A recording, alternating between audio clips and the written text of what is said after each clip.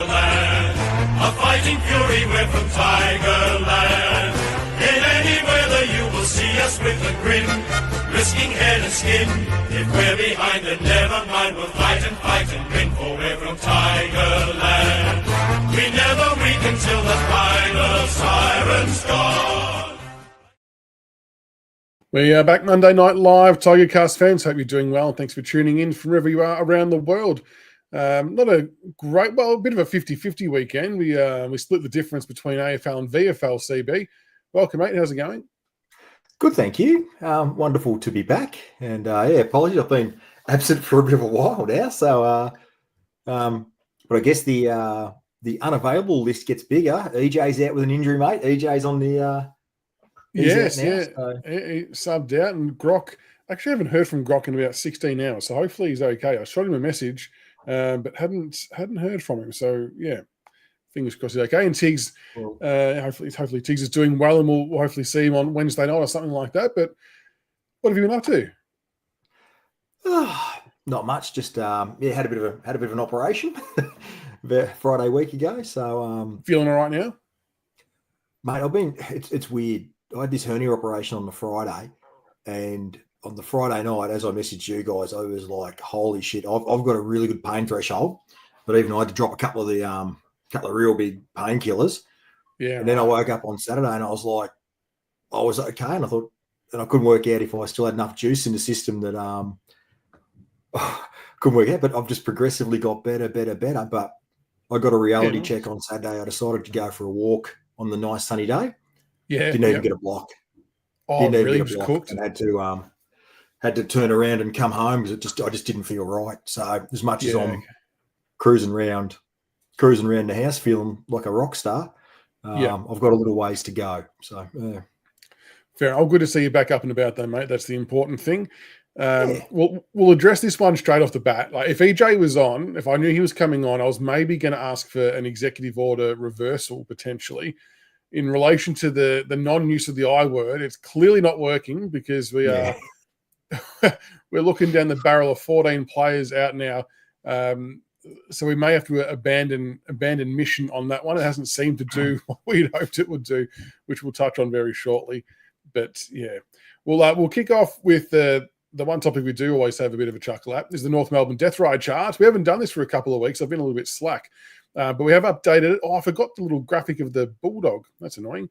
Anyway, the Kangaroos are up to 11 losses in total. They've had 2 losses in a row against the Hawks and the Bulldogs. They're still 16th, and we've still got pick number 3. This week, though, CB, is a massive game in the context of this pick because they actually have Melbourne at the MCG.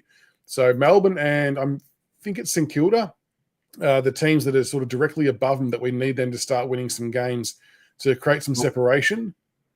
They've got Melbourne, and then they've got Sydney in Sydney the following week. So, I mean, if Sydney is serious, they should be getting up. And I don't know, has Tristan Xerri been confirmed isn't out yet with concussion? I don't know what's happened there. I haven't heard, to be honest, so I do apologise. So, as much as my life is nothing but because I can't drive a car till I get maybe a surgery sign off on Thursday.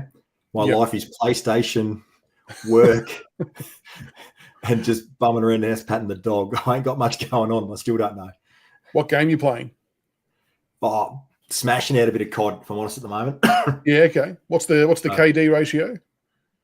Oh, I'm running at about 1.5 to 2, which isn't bad for an old bloke with rat shit. I struggle to get to 1. That's really good. But you got to be. All I play is Stakeout or Nuketown.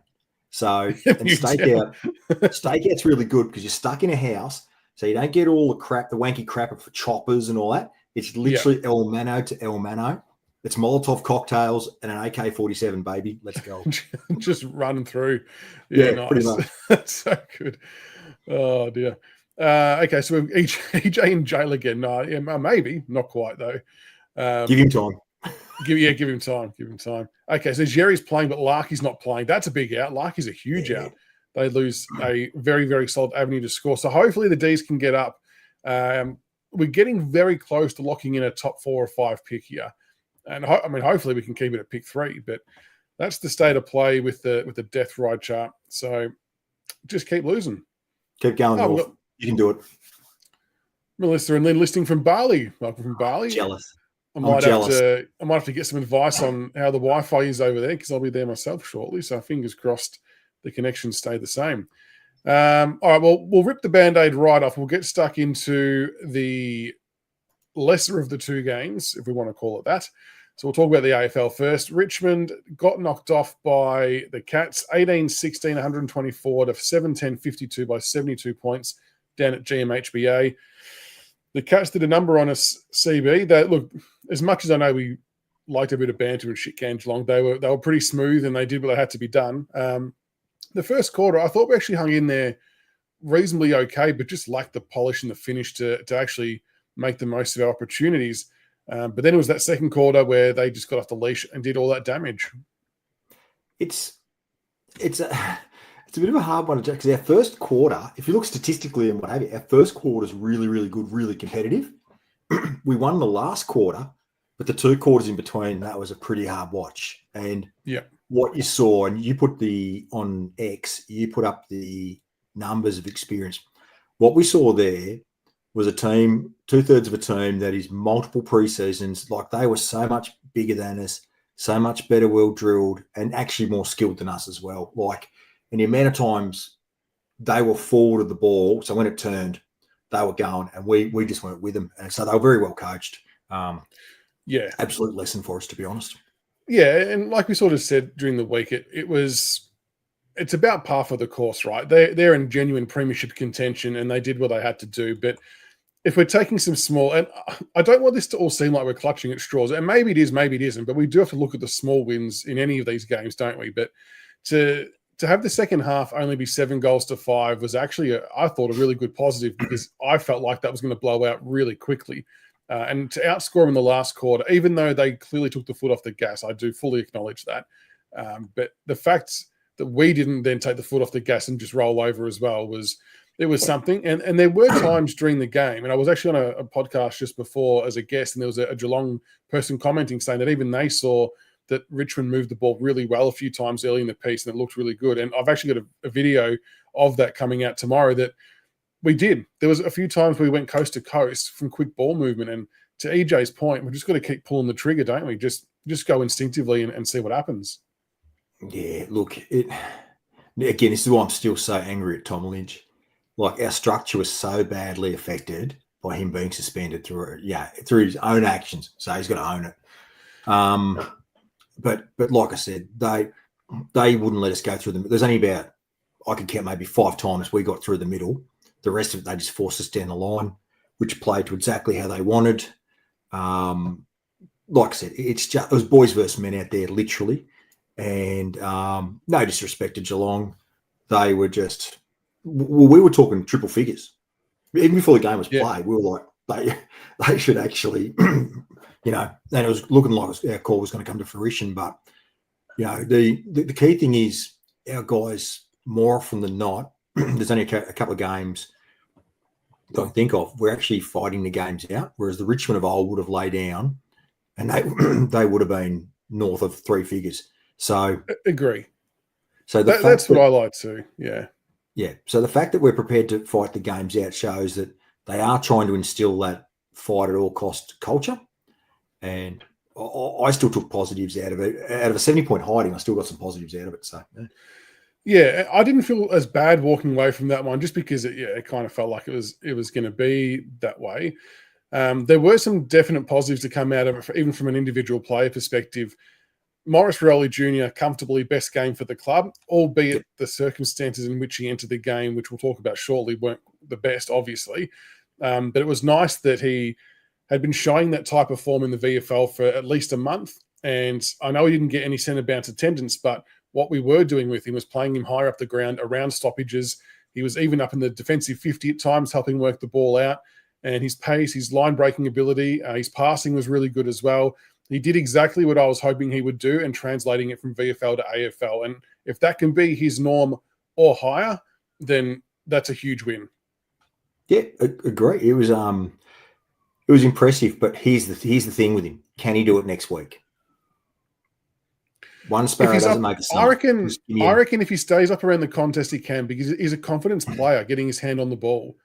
if we revert to playing him deep as a small forward, he'll go back to getting 7 touches. But if we can keep him involved, I reckon we might be a chance to see it back-to-back weeks. I know that will convince a lot more people. I definitely acknowledge it as a consistency thing at play as well. Yeah, agree. But it's one of those things you'd rather see it than not see it, which is good. What about Ryan Mansell, CB? I thought that was maybe close to his best game for the year, with maybe round 1 being the other contender. Honestly, I'm a Mansell fan anyway, because I just like blokes who go hard, and you don't question his commitment to the cause. He's had a quiet 2-3 weeks, to be honest, by his standards. So it was terrific to watch him come back, and he was on Stewart, so he's on a good defender. It wasn't like he did it on a hobo. He actually played on a very, very good defender and turned it on. So stoked for the kid, and that's why he's in the team. So, yeah, wrapped. What I've liked a bit more about Mansell as well, it seems like he's reined in his aggression a little bit, because he was giving away some silly free kicks in the last month or so. And like, he's passionate, he's aggressive, he wants to hunt, and I get all that. But I feel like he's channeling it a bit better. But some of those goals he got were quite good. And at one point in time, he had kicked our entire score, which good for him, maybe not so good for the rest of the club. But yeah, I thought that was a really good game from him. Even Seth Campbell, in similar vein to Maurice Rioli, for maybe large chunks of the year, Seth was kind of hovering around that 8 to 13 disposal kind of game, which is if you're not scoring goals, it doesn't really mean a hell of a lot. But to step up and get a 19 disposal game by being up around the ball more, I feel like that's a good evolution of his game. But isn't that funny? So you've said one expression twice with Maurice Rioli Jr. and now Seth Campbell, both up around the ball. Yeah. If only there was something our coaching staff could do with quick young guys at a centre bounce. If only there was something we could do with the 3 blokes in the middle with Nankervis. Change, if we're getting done by 50 plus, put them in. Yeah, and maybe this is a small stepping stone towards it. I really don't know, but it's nice to see them not just isolated down in the forward line. Like, they have so much more to offer and help out this football team with by being around the contest. There was even a few times where Mansell, Seth, and Rioli Jr. were the ones in like a 3-way weave triangle, whatever you want to call it, were the ones working it out of the back line to the forward line. And they're a hard trio to keep up with because of their speed. And if they get that connection and synergy right, it could be a good weapon for us. Even Banks again. Yeah, Banks had a good game. Yep. So the young blokes, mate, are showing signs. Yeah, admittedly, we're getting done, but there's still. I'm not even use that Brendan Boltonism, but there's things to go on. Yeah, I'm glad you mentioned Banks. Again, hasn't put a foot wrong. He was a part of a couple of slingshots attacks by running around the back and receiving handball. Just hasn't had a down game that I thought he would have playing in a new role. He's been super impressive, honestly, he has been. Well, let's talk. They're getting their first full seasons. Who's had a better year, Seth Campbell or Banks? I mean, early days you would have said Seth Campbell, but if we're talking about consistency, you'd have to say that in the last 6 weeks, 7 weeks, that Banks might have him. I would say right now, and it's not by much, but I'd probably say Banks is just, if we're talking a horse race, he's just hit him coming into the stretch. So, yeah. Yeah, it's getting close. It's getting very close. Seth's probably had some quieter games, but it is what it is. What about Tyler Sonzi? He's another one that we know divides so many people. He found it enough. I think he had, 16 or 17 touches, went at 88%, but there was just maybe a handful of contests, maybe slightly less than a handful, that it felt like he didn't commit to fully from a physical standpoint, which is what catches the eye. Like, a lot of people may then forget about the accurate disposal side of things when you see someone sort of pull out of a contest and not go hard enough. It can be a really telling sign sometimes, can't it? I have to be careful how I say this, because anyone who plays AFL football is not soft. They are not weak. They are all very competitive animals in a very hard physical game. However, since I haven't been. What I saw at the GWS game was a couple of efforts I wouldn't call worthy of Richmond manned efforts. So anyone who knows the dimmerisms, what have you, let's use the term Richmond man.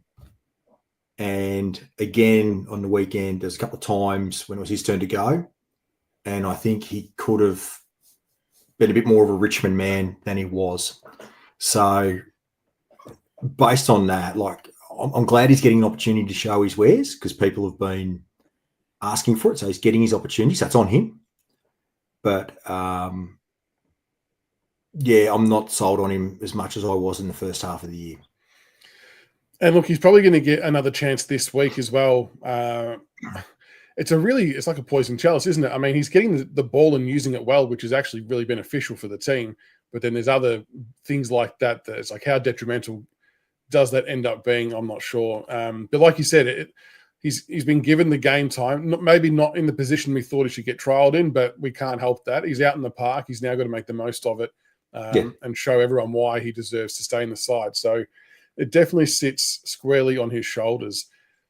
Jacob Blight, I thought, had a reasonable game, 17 disposals at 100% efficiency. You don't see that happen all that often. And a team-high spoils. I mean, you can't really ask him to do too much more. It was not a bad performance. Something to build on as well. He had one bad clanger. Right. He did so much right, but he had the one bad – and all people are going to talk about is that one bad drop mark. But he was a very effective defender. Yeah, the chest mark, yep. He was a very effective defender for the game. And I'll defend the back six because the way that ball comes in, you just wouldn't want to be a Richmond defender at the moment, would you? Like, not with how Geelong were moving it through the middle.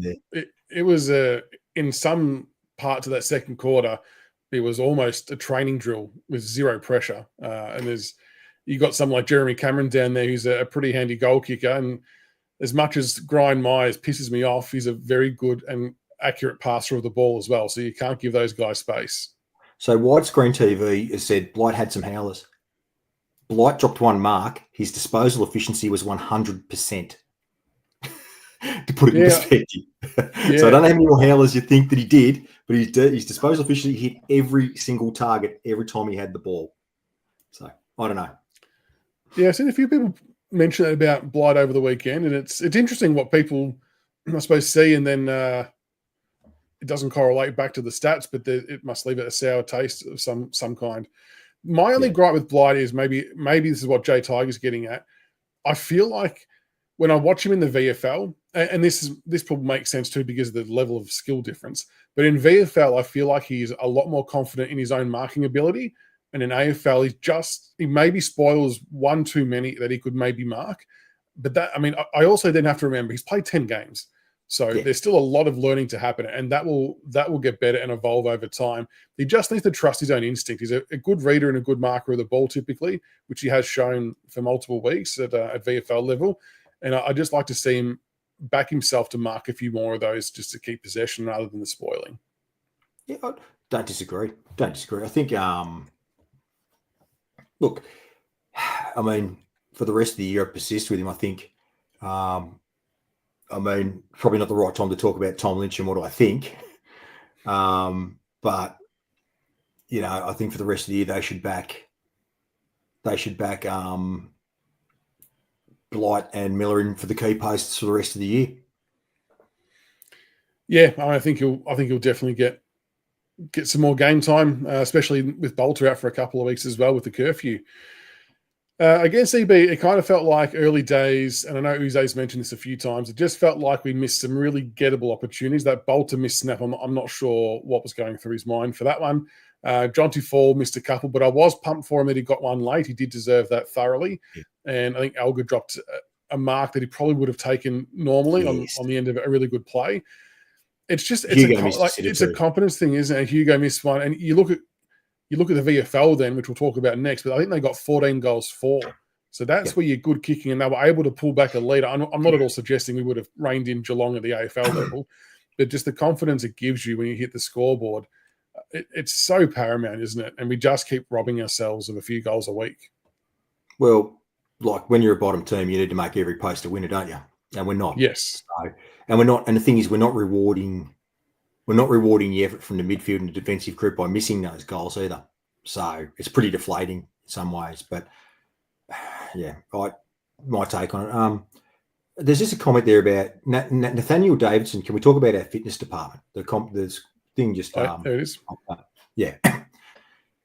In defence of the fitness department, a lot of our injuries are contact injuries. So Thompson Dow, that's not a fitness or training issue.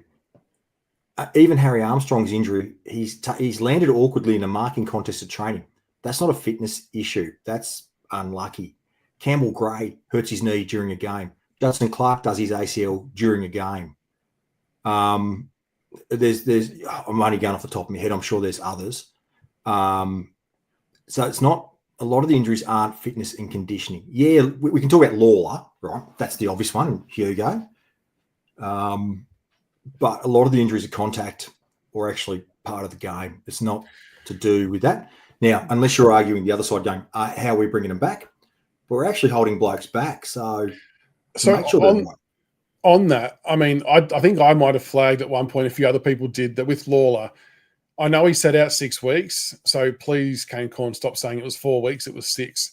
But is there, I mean, that still feels like a long period of time, and I really wouldn't have been against him getting rolled through the VFL to get the training running you do and the GPS numbers are one thing, but just that extra match conditioning, do we maybe need to have a think about what we do there? And I trust the club. If they say that he was ready last week and they held him back a week, I'll back their word. And from what Serpil said on the website, it just sounded like the way that tackle mechanism worked in the leg, it almost felt like even if he had waited 15 weeks and did 5 weeks in the VFL, the same thing was going to happen, because kind of like Hayden Young.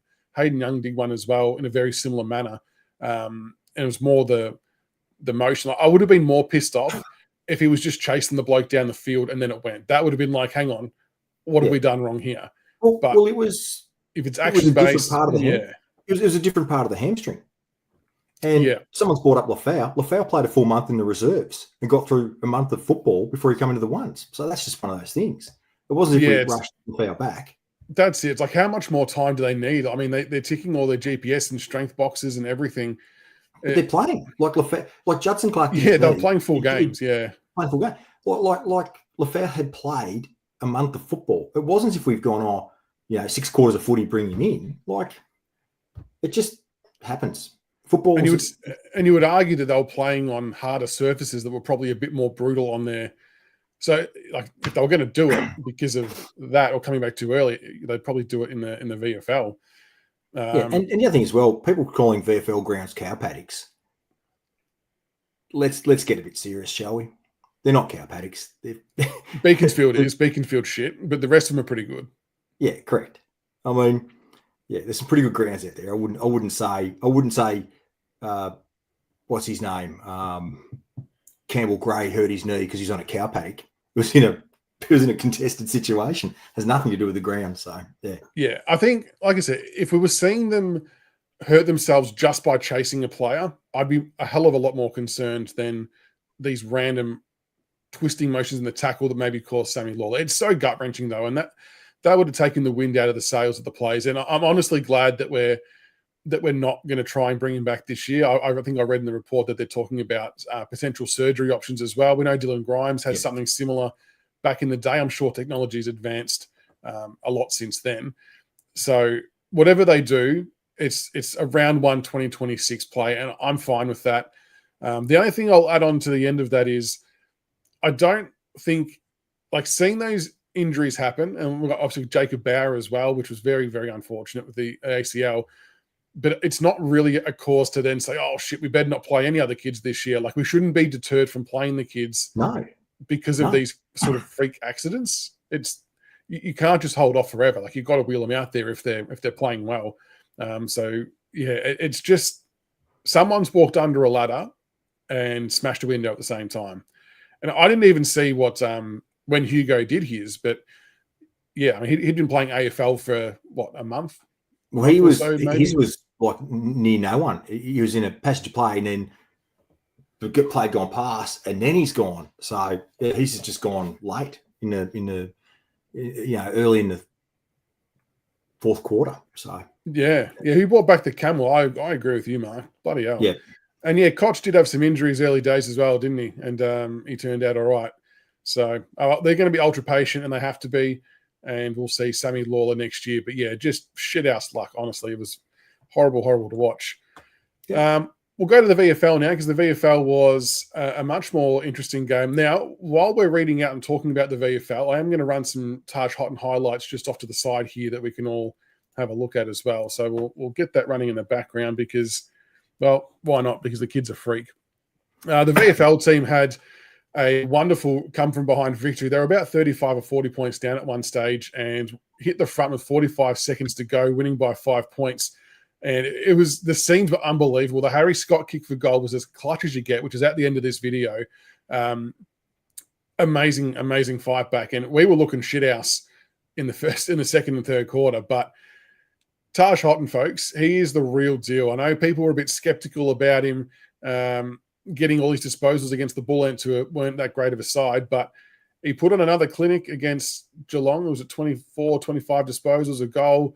And he just reads it so well, CB. He is crazy good. And Jaden Short was good as well. 29 disposals. I thought he was a bit slow to start, but at the end of the game, when it was on the line, he was pretty prolific. And I think he comes back into the team this week. The kid, Taj Houghton, he's like another Shane Edwards. His hands in tight. He's one of those guys. He sees things. He just sees things. He's ahead of the game. So I'm so excited. Harry Scott, if we don't put this kid on our books in some capacity, I'll fair dinkum spew up. We're watching for you after. And, he's had a pretty good sort of month or so, I reckon. He's been pretty solid since he's come into the team. Yeah, that goal was clutch. And, the link-up play that we see between Houghton and Razzo as well was exciting. Razzo pushed further up the ground, was able to get a good chunk of disposals, kicked a couple of clutch goals. It was good. But just Houghton's decision-making as well. So, look, I mean, he's in, mate. Let's just face he's in. Pencil him in. If he's not playing this week, there will be utter riots. There is no unless he pulled up sore, that aside, cannot leave him out of the team this week. And he looks like he's covering the ground really well. Question for you. So, Jaden Short, how did you view his game? I liked it by the end. I was a little bit iffy on him at the start. I thought he was a bit of a slow burn. But by the end, I thought he was pretty prolific in helping with that comeback at the end with his kicking and pushing up the ground and work rate. He got 29 disposals, which is no mean feat. I thought he did really well towards the end. So I thought he was good. Yeah. What did you make of it? I thought that that first quarter he got about 9 or so touches, and it just looked like a current Jaden Short kind of game, getting the ball, but it wasn't really damaging the opposition. But then as the game went on, actually he got better after he got that massive knock. Yeah, true. Good point. So, look, I think two of the ends will be Jaden Short and Taj Houghton for sure. Agree. I think they'll both be in. I thought Caleb Smith had an okay game as well. I thought I actually, for the first time, saw him put his head in the hole a few times to take some marks and get really contested. Steely Green Rocco had a really good game, 3 goals. Steely Green went back to the VFL and did exactly what I would hope he would do. He was involved in the play, taking overhead marks, got the 3 goals, was taking marks inside 50. I want to see him do it for another 2 or 3 weeks, but it was definitely a positive step forward. That kick to the inside 50 forward, we don't see that at AFL level. Give me some of that on a plate next week. And Trezise did okay too. I thought Trezise, I don't want to give away all the ins and outs, but he'll be another one well and truly in contention to come in next week, or this week, sorry, should I say. And Kaczynski provided a good target up forward in the second half as well when he went forward. So we didn't have a choice. We had to move him there. But as it turned out, I thought he was great, Cozzy. And, that only happens because Josh Gibcus was back playing. So, and I know Gibcus didn't happy with Gibcus? I'm wrapped he got through it. I mean, he was fairly rusty and didn't get a lot of the ball. Had some nice spoils. His disposals looked okay, but him being there was probably important to be able to throw Cozzy forward, which actually helped with the result of the game. So, I mean, reality is that Gibcus will need another 2, 3, 4 weeks, whatever it might look like. Wrapped for him to get through it. I don't care if he plays the rest of the year in the Magoos, just get him through 6, 7 games of football and get him right for that preseason. So I don't know what his time on ground was. If anyone knows that, please let me know. If I was to guess, I'm going to say it was between 45 and 50%, maybe even less. But yeah, he was. I thought he was good. It was just great to see him out there playing. The only other thing I want to talk about from that game, that number 6 umpire. Have you seen anything more close to cheating in your life than some of the bullshit he was throwing out there? It was phenomenal. They had, I think, 34 or 35 free kicks. And some of the stuff that wasn't getting paid after it had been paid for, it was honestly astonishing. I've never seen anything like it in my life. Yeah, you hope he's in the bush leagues for the rest of the year. He was a dead set disgrace. It was horrible. It was horrible. I remember the live chat was going nuts about it. But good win from the VFL team. It's a really tough top 10 to try and stay in. So and sixth on the ladder. Yeah, there's a lot of positions to be gained just by winning. It was a good win. It was a very, very good win. So he split the difference over there. And think of it this way. So my question would be: so Alga's out for 4, and there's 7 weeks left. Yeah. Would you not just play a few of these boys, Armstrong, Alga, those lads, Smiley, just play them in the VFL for the rest of the year and try and get them some finals experience? Well, and that starts to creep into it, doesn't it? Yeah, I mean, Armstrong seems like he's going to miss again this week, which is a little bit annoying. But then hopefully he'll be back next week for VFL. Yeah. And then Smiley might not be too far away as well. But yeah, you'd want to get him to go out there and try and get some more experience. So fire away, Hawk Tim. If you've got info, fire away. Yes. But, if anyone else is watching the show, Hawk Tim, we'll keep it between us, Hawk Tim. We'll just keep it between us. I found this interesting, Jay Tiger. I actually didn't know this until the game started and I saw the scoreboard that it was our home game and it was there. But yeah, but there we go. Tyler Young, someone did mention his name in chat. He also had a very, very good game. He had the game-saving mark at the end, had some good spoils. Actually went for a couple of runs up the wing. And personally, if it's me, I reckon he could step straight into the AFL side this week. And I actually wouldn't be shocked if he came in. And if he does come in, it would be on the premise of Blight moving forward in the absence of Bolter. But why would you move Blight forward when Blight's been playing defensively and Kozinski just played half forward? So it just depends if they feel they can get anything better out of Cozzy up forward than Blight. I'd be okay with, to be honest, I'd be equally as okay with either because I thought Cozzy did a really good job up forward on the weekend. So keep in mind too, does Bolter play the reserves game? So he should do. Something to aim at? He should do, yep. Yeah, there you go. All right. Mission is, I mean, yeah, he might have to mission if he plays forward or back as well. But yeah, Young was really, really good. He was really good. All right, well, that's the VFL done. Before we get to the preview, you're bringing back an old segment. I don't have a stinger, a song, or anything, but it's time for a real old school long run up CB Bloodbath. No, this isn't. This one's pretty tame. So it's interesting that the themes I raise in this have kicked off on X and social media platforms, but the boys will confirm I had this written before a lot of shit starting to take off online. So I call this an AFL love letter from a fan. Dear AFL, as I sit here, Bruce Springsteen's racing in the street, playing softly in the background, warm winter sun shining through the front window, a cup of tea in hand, I should be feeling okay. But I'm not. You see, the game I once loved, lived for, it's been hijacked. I thought I was okay, but really I'm not. Am I to blame? Should I have spoken up earlier? Was my silence consent?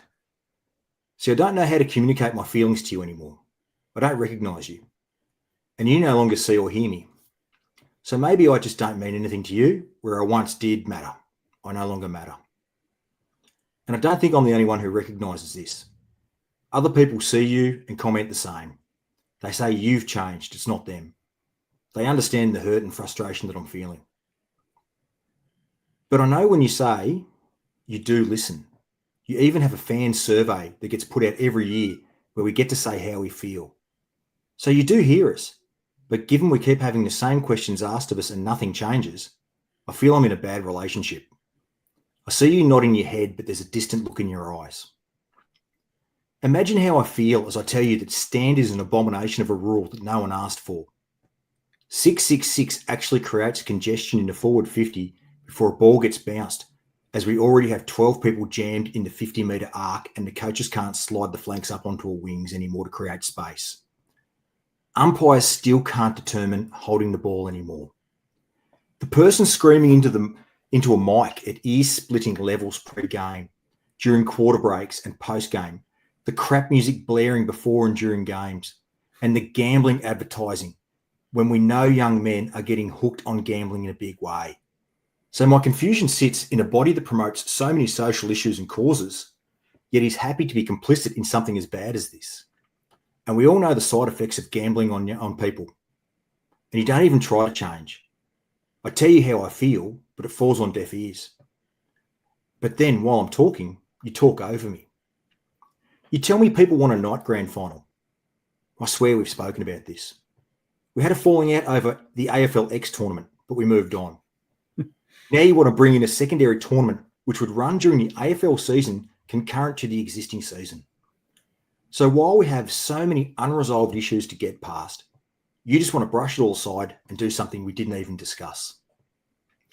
And I just feel confused because I get told you want 20-minute quarters due to player fatigue. Heck, we even got a player wearing a silly vest during the game day to combat this. But now you want to play more footy. And we talk about the talent pool being diluted due to expansion. But then you want to devalue finals by further Americanising the game and having a wildcard round. I can swear we discussed this, but you just don't listen. So please, AFL, listen to your long-time lover. Can we just work on our existing problems and get our relationship back on track before we can talk about exciting new ways to spice up the marriage? Lots of love, CB17. Very good, very good. Yeah, it's the calls to have another mid-season or not another, but a mid-season tournament. I think the most telling sign that they really don't think it's that great of an idea or going to be well received is when they turn the ability to comments off. That is your first indication that they think it's going to go pear-shaped real quick. But what they can't turn off are the retweet comments, and they were very, very telling. And we've said this before, and I'm sure there's other club podcasts that say the same thing, but we see all these rule changes, we see all these things happen, saying that it's at the request of the fans, but I don't know any fans that have been on side with 666, the stand rule, none of it. So I really don't know where they're getting their data or information from, but yeah, there's more to fix first than there is by introducing a new tournament. Julie Arthur's calling for divorce. It's a bit rough. London divorce. Look, I'll say this to those people listening: please go onto the Richmond website. There is a link there to the AFL Fans Association survey from Cheryl Kreishley. Yeah, I apologise, Cheryl, for putting your name wrong. I do apologise. They work so hard on these surveys. Can you please fill it out? And if there are things that are annoying you, it's 45 questions, 5 minutes of your day. Please fill it out and just make your voice heard. It's the only chance we've got. Just keep talking. Agree. Couldn't have said it better. Hawk Team, saw about the point not being added. That's interesting. I'll have to go back and have a look at that. Well, we got the win anyway, so that's all that matters. Solar, this was the first thing I thought of too, that they've always been so dead against State of Origin because players won't play, and now they want an extra tournament in the middle of the season. Like, okay, well, which one is it? Well, so it's funny that when I was writing that thing, the State of Origin thing come into my mind, and I couldn't enunciate it. I couldn't express it properly. So NRL do it really well. They never walked away from it, right? We did. The players walked away from it back in the 90s, early 2000s, because, and I'm old enough to remember this, right? So, and clubs didn't want their stuff. Clubs didn't want, like, I can still remember, I'm that old, I can still remember Tony Hall doing his knee when his own teammate, Collins, who was playing for Victoria, dragged him down and he did his knee. 2 Hawthorn players involved in one contest, State of Origin, one guy does his knee. And Tony Hall was a superstar, like he was a jet. So, I don't think, and I thought, we bring it back once every 4 years, or we just, how about we just address the existing issues? Because there's a lot of issues in the game. Laura Kane, sorry, you weren't up to the task and you've left an absolute shit fight to be sorted out this off season. So let's not wow the fans with your wonderful ideas, or get your AFL mouthpieces like Sam McClure, Purple Barrett, all those dickheads to push your points that no one wants to hear and no one's worried about. I tell you what, when people are watching the game, don't have to be a Richmond supporter, do you reckon they're getting upset at the lack of interpretation on holding the ball and all the bullshit that's going on? Or do you think they're watching these decisions going, oh, that was a bit rough, but geez, I like that 666, or we really need an AFLX type tournament. What do you reckon they're talking about? Seriously. Yeah. They just need to just stop the bullshit.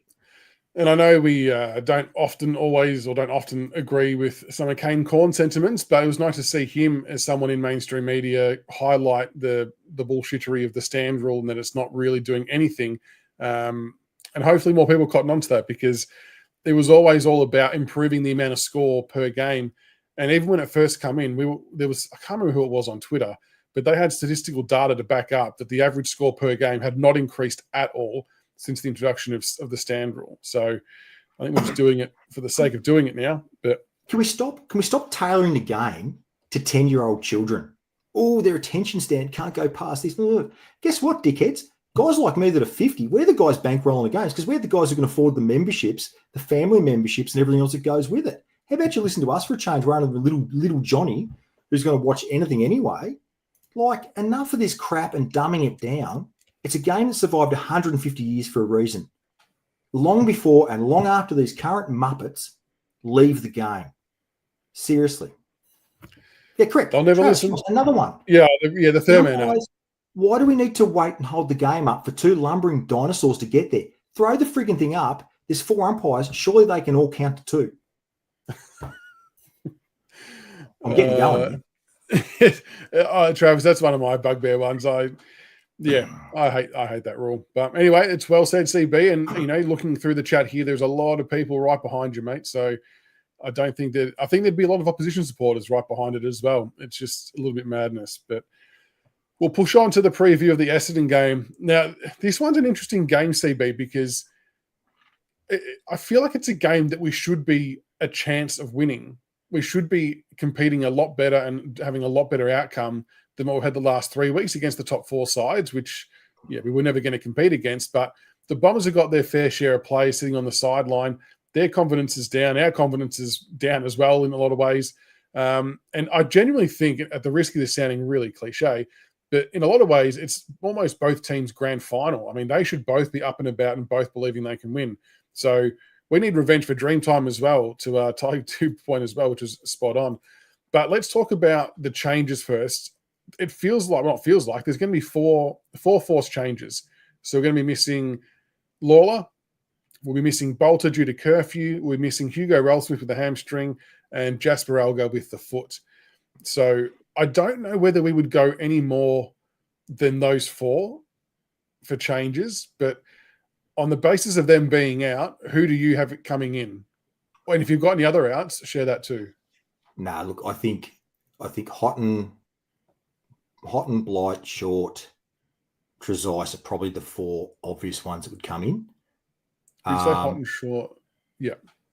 Yeah, I'm just furious at Tom Lynch. I mean, imagine if we had Tom Lynch there to guide that forward line now against an undersized Essendon, we should almost be starting the game as favourites. I know, as crazy as that sounds. Not Blight, sorry. Apologies, Kaczynski. Apologies. Good point, Skadoosh. Kaczynski, sorry. But yeah, this is where I'm just pissed off. Bolter, it is what it is. We knew he was going to be out, but the blokes who should be there. And I guess the question is, what do you do with K-Mac?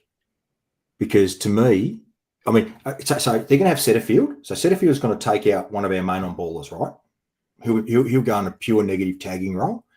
And Goldstein's a pretty handy rucker still. He normally gives Nank a pretty hard time, right?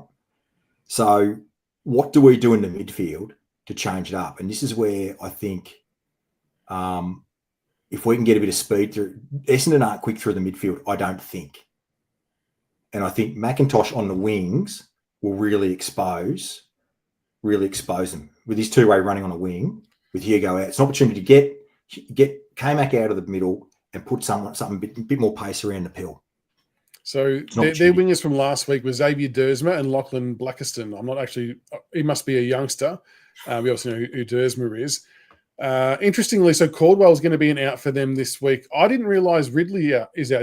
Is that confirmed, Super Friends? Because that's a big out. I thought he was going to be in. If he's out as well, and they're looking at just Laverde, and I'm not sure who else will come in to defend down there, but that could make things really interesting for us up forward, and it may mitigate the absence of Tom Lynch. It also could highlight how important it would have been to have him too. Can I just say, that young caddy for Essendon is a superstar. He's going to be a jet, isn't he? That kid can seriously play. Like that kid's outstanding. He's an outstanding talent. So he's the one. If we can keep him quiet, that goes a long way to helping us as well. So for me, the changes, I would bring in Taj Houghton. Just categorically has to play. If he doesn't, it would just blow my mind. Jaden Short comes in. I would bring Tyler Young in to release Blight. And James Trezise, I think, slots in on the wing that Hugo was on. So I would play I would play Trezise and K-Mac on the wing. I don't mind the idea of that CB. And with Jaden Short coming back in, the obvious conundrum is, where does he play? Now, he's categorically not taking Sam Banks' spot as far as I'm concerned. That would be an absolute slap in the face that cannot happen. For the interim, I would not be against Tom Brown sliding forward, who can mark. He's a lovely kick for goal, and then Shorty can play on the other halfback alongside Sam Banks. And I think we might benefit ourselves at both ends of the ground by doing that potentially. Could that be viable as a short-term fix for our forward line and to get Shorty back in? The other thing is, could you put Shorty in the middle, or could you have him as part of the wing rotation with K-Mac or? He could. I mean, because the flip side could be Short comes in on one wing, you got K-Mac on the other, and there's another. Like they could bring in Steely or someone else in. They could have something totally different in mind. I guess it comes down to, do we think we can get something of an advantage or a gain from Tom Brown playing forward? Like, is he going to add a point of difference with his marking, his long range kicking? Is it something that, are we better off to try that? Do we get a gain there? Do we think or not? Well, he scored goals last year. He scored every game he played forward last year. He scored, so he can definitely slot him and grab him. Yeah, I think. And look, Nuclear, I'm definitely not against Jaden Short playing on a wing either. I think if we're not going to move Brown forward and for Short to play half back, then yeah, Short will have to play wing, half forward, wherever it might be, which is fine. I think he can adapt. Trainer looks a bit tired. Could Trainer be the sub? Short goes in and Trainer's the sub. Yeah, maybe it could. There's so many ways it can work, isn't there? Like, there's a lot of ways. Yeah. So interesting that Ridley's listed as a test. I didn't realise that he was going to be a test. So there you go. That would be a big out. Who else could? So Caldwell, that's a big out too. So if we look at their forward lines, we've got Nate Caddy, who you said before is going to be a jet. Peter Wright. So we're talking about matchups. We're going to have Ben Miller down there. And it's going to be one of, I think, Tyler Young or Jacob Blight, depending on what we do. Who would you send to who in that area of the ground? Well, see, for me, I've still just got Blight, Broad, and Miller as my key defenders. So I think Miller should probably go to 2 metre Peter. And Blight will have to start. Well, actually, no, I'll probably start Broad. I'd nearly put Broady on Caddy. On Caddy? Yep, and have Blight as the taking the third best forward and interceptor. I think because Broad can play tall. Broady can play tall, and he's strong, and he could body Caddy, but Caddy can jump. That's the problem. He's got some springs, doesn't he? He's got some wheels too. He's a good player.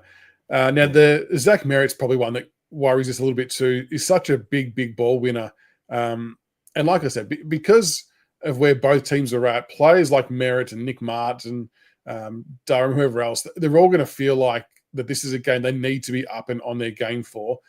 Do we look and try and do anything on Zach Merritt, or just go head-to-head with Taranto, Prestia, Hopper, and Ross and roll the dice and see what happens? It doesn't matter what we think, mate. We don't play tags. Don't anymore. We've moved away from it. Yeah, they're just going to have a shootout. They won't put. And that's my point is, so we need to find a way to put speed around the pill. And I wouldn't be against, because Taranto's a good goal. He's normally a pretty good goal scorer. I wouldn't be against Taranto starting forward and putting someone just to change up the midfield mix and then bring him in. I know they'd never do it because Taranto's top dog in the midfield with Hopper, but we got to get a look at what something for the future. Because I mean, just sticking with what we got. Yeah, just my thoughts.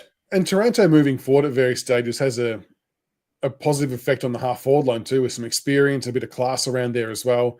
So yeah, we're going to have to see something, I think. But in some weird way, it's almost like where we could end up with an advantage is our forward line if we play our cards right, just because of how depleted their back line is. Like, I'm not sure if Mason Redmond's due back in or not. But they've obviously got no Mackay down there as well. If Ridley is genuinely a test and doesn't play, that would be massive. Zach Reed's out for them, which is a big out too. Who would be your preference? Is Laverde still playing? Yeah, Laverde's down there, so he'll be one that's down there. Yeah, he's a good foot. Yeah. Who would he go to if you were them? Who would you send him to? Well, Laverde's playing defence, is he? I thought he was playing forward. He played fullback last week. According to the team sheet, I must say, I didn't watch the Gold Coast game, but according to team sheet, he was swung into defence. Yeah, look, I mean, we've got to put some height down there now that Boulder's out. So it's just basically, if it's Cozzy, if it's Blight, however they do it, he has to take the tallest guy, doesn't he? And this is why, I think Cozzy could do a genuine job, because him playing as a defender for so long now in our VFL program, he's kind of got that art down okay. And I think at a minimum, he's going to halve the contest really, really well. And if he gets on the end of a few years, so be it, we'll take it. But whoever plays that role, the primary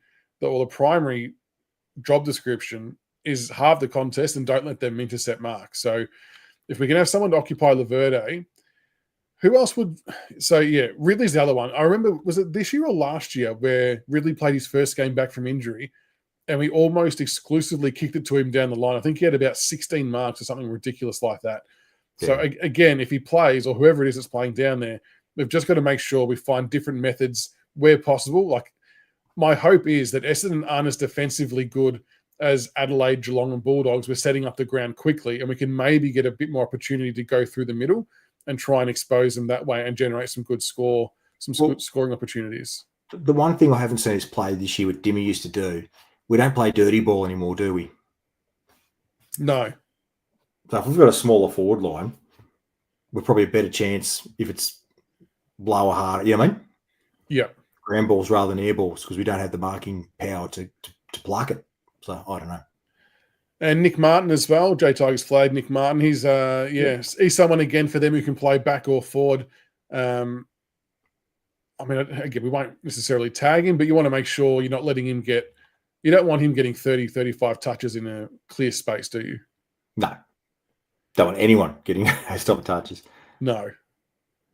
But it's a genuine game. I think we should consider ourselves a chance. And I'll be devastated if we lose this game by the same margins we've lost the last 3 weeks. So for me, these next couple of games, the Essendon and West Coast game, I think are going to tell us a lot more about our season than the 3 games we've just had, because we're playing against teams that are, whilst above us they're further on their development, but they're closer to us in terms of ability level and where they're at currently. So we give ourselves a bit of a 50-50 chance. To Jacko's point, very good to have Nankervis in rucking this one against Goldie. Samson Ryan, I get we had to give him a shot, but obviously he didn't have a great game there. But yeah, big game coming up, CB. I think I don't see Essendon are deserved favourites to go in for obvious reasons. For sure. But I don't see why we couldn't win it. Well, with that being said, what's everyone's final tip, including margin for this one? Chuck them in the comments and we'll pop them up on the screen. CB, who's winning and by how much? Tigers by 15, Houghton to kick 2 in his debut. I'm sold that he's debuting. And I will not hear otherwise that he's not making his debut. I'm excited to see him play, CB. Actually, before we get the rest of the tips, on the assumption that Houghton plays, number one, for the love of God, do not make him sub. That will just don't do it. On the assumption he's not sub, where do you see him playing bulk of his football at AFL level this year? He obviously had some CBA attendances in the VFL. I don't know whether that will happen in the AFL, but where do you see him playing? Mate, him and Seth Campbell, high half forwards, double threat. Get them up there. They're quick. They're skilled. Get him. Don't have him deep. Get him up there around the ball. the kid is grease lightning. Oh, definitely not have him deep. I mean, we've got to find a way to play him exactly like he was playing in the VFL, up and around stoppages, utilise his quick mind and quick hands, and yeah, you just got to unleash him at the G in front of a home crowd. So what better way? Surely by Wednesday we're seeing some type of video that he's making a phone call to someone saying that he's playing. Now, approach this with a degree of humour, please, viewers. I know, Melbourne, you're sick and tired of breaking shit and burning shit with the recent whatever troubles you've got going on in your shithole city. However, if Taj Houghton isn't named on Thursday, feel free to burn down Punt Road. That's all I'm saying. Look, we could fast track the redevelopment substantially if he's not named on the field. We could knock down the entire complex. By yeah, maybe you could get ahead on the Jack Dyer demolition. Take a brick. Yeah. Throw it at the existing wall and knock it down, and we'll get it done a bit quicker. I'm going to say the Tigers. I'm going to say by 10 points. I just think we've got to set ourselves for this. Like, I know we joke about other clubs saying it's their grand final, but this needs to be our grand final. We need to. And I know there's the train of thought that we don't want to win too many games, stuff that. Let's get some excitement. Let's get some momentum and get another win and prove a few people wrong, I guess. But yeah, hot in the sub, better not. And well, this is the other thing, Jay Tiger. I still think we need to be on some type of mission where we have to try and hit 100 points by some point this year would be lovely. And this would be our next best chance to do so if it's not pissing rain, I guess, on game day. So, well, that is a wrap for tonight, folks. CB, thanks for jumping on, mate. Appreciate your time. Thanks, everybody, for tuning in from wherever you are. We appreciate all the love and support. There'll be videos jumping out on YouTube. There's a video going up tomorrow with a bit of analysis on some of our ball movement against the Cats, so feel free to check that out. There's Taj Houghton highlights up there. We've got behind friendly lines happening on Thursday with Bomber Banter, and what else will be team selection at some stage as well. Yeah, it's going to be a big week, and hopefully we can get a big crowd out there and we can see a win on what day is it? Saturday we're playing? Saturday night, I think. Saturday night. There it is. There you go, a bit of cold chisel for you. Yeah, I like it. But yeah, until next Monday, folks, stay safe, stay warm, and go Tigers. Go Tigers. Smash the dirty filth.